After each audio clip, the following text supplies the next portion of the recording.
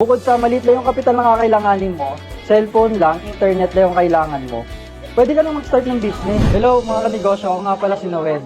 Isang freelancer at nagbi-business din, may mga traditional business din.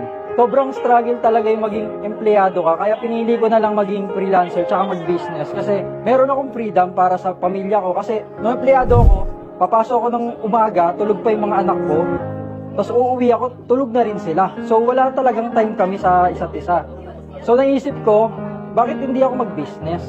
Bakit hindi ko gamitin yung natutunan ko sa school, kasi business graduate din naman ako, para magkaroon ako ng time freedom, makasama ko yung pamilya ko. Ayun nga, nung time na naghahanap ako ng pwede kong i-business, sabi ko, since ang kailangan ko lang, capacity ko lang is maliit na kapital, bakit hindi ako mag-online business? Nung nag-i-scroll ako ng Facebook, ang nasa algorithm ko kasi puro business. Online business, online opportunity. Nakita ko si Clicknomics. Una, hindi ko muna pinapansin. Pero nung pinanood ko yung content, sabi ko, wow, parang parang kakaiba. Ang ganda ng business model niya. Sabi ko, napakaganda, wala pa sa Pilipinas nito.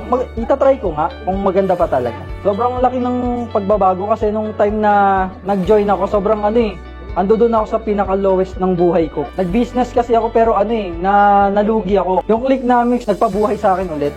Nagbigay ng motivation sa akin ulit na magsimula ng panibagong business. Sa mga aspiring business owner o kaya may mga existing business na, okay lang naman yung mga traditional business. Maganda yan. Pero sabayan din natin ang mga online business. Kagaya ng affiliate marketing, yan. Kasi yung online business kasi napaka-less risk talaga. Bukod sa maliit lang yung kapital na kakailanganin mo, cellphone lang, internet lang yung kailangan mo, pwede ka nang mag-start ng business. Bukod sa sipag at syaga, dapat din madiskarte ka.